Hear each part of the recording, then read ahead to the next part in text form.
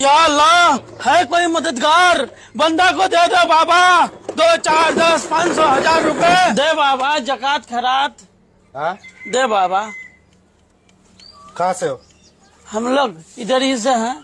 पैर कैसे टूटा तुम्हारा? पैर बीच में टूट गया भैया। पता नहीं कहाँ से टूटा? कहाँ से टूटा? बीच में टूटा हुआ। ऐसा मत कीजिए, खोलेंगे इसको। हाँ खोलो तो उसको। अरे भैया आराम से खोलो। आप लोग समझ नहीं, टूटा हुआ पैर है। हाँ तो वही तो देखेंगे कहाँ से टूटा है।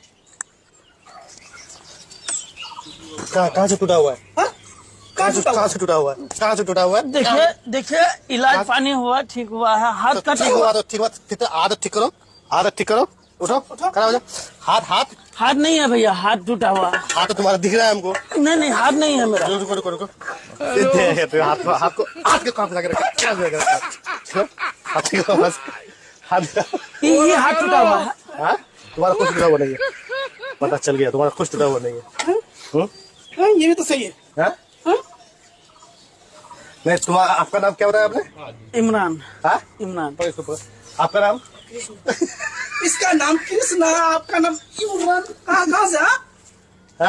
रमजान में तो क्यों कर रहे हो भाई? हाँ